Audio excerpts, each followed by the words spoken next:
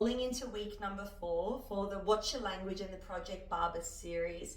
This 10-week program to just help you guide back to a journey of self-confidence, self-esteem, and feeling good in the skin you're in.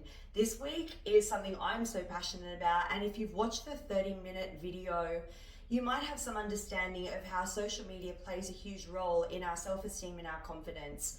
So selfie and Snapchat dysmorphia are a really big thing these days, and we're getting so used to seeing what our images look like filtered and edited that for many of us we're going to get surgery to look like our filtered selves. This, on a huge scale, is solidifying the belief that we don't feel worthy or enough as we are. What can we do about it in a world that is like governed by phones and devices and apps and things like that? Well, it's up to us. We are always going to be way more powerful than big tech will ever be. But their intention is to steal our attention away from the things that matter the most to us, to have us constantly distracted, to have us constantly losing our focus, right? It's stated in the book Stolen Focus that on average we have an attention span that is now less than a fish at 8.23 seconds. And this is something that has only sort of been stemming from the last, say, 50 to 30 years, especially with the rise of not only big tech and social media, but of course the World Wide Web, and of course even going back to when our food supply changed, when we started to eat things such as processed food, and we moved away from more natural food into things that actually started to make us sick, unwell, and unhealthy. So my share to you guys this week is to do less. I'm not giving you a lot to do in your worksheets. I want you to think about how you're using your phone in public.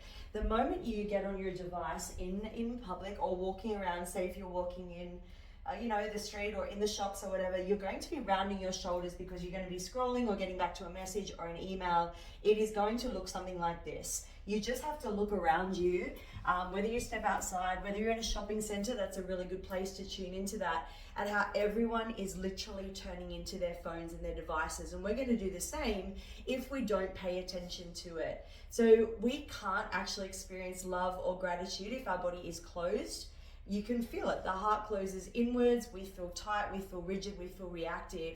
When our bodies are open like this, as in the heart is open, the shoulders are open, the head is up, not only can we access our prefrontal cortex, but we can actually see the things around us, and we can choose to communicate with our friends, having our phones in our pocket. We can choose to say hi to another human or give them a compliment when we're walking past them. We can choose to be grateful for the ocean, to dance, to move, to play. We can choose, instead of spending 8 hours on our phone, to put that time back into ourselves.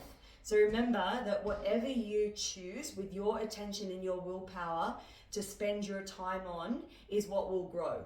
And if you want to grow these feelings of low self-worth or feeling into lack or not feeling enough or feeling tired, feeling distracted, feeling like we can't concentrate and we can't sleep, then we need to stop giving our attention to that, as in being on our device and continuing to scroll, getting back to notifications, putting up photos that are edited 50 times, using filters to cover a flaw or a blemish or whatever it is. And we need to put that back into ourselves, because when you step into that authentic and real and raw version of yourself, you're actually going to be inviting in more of the same.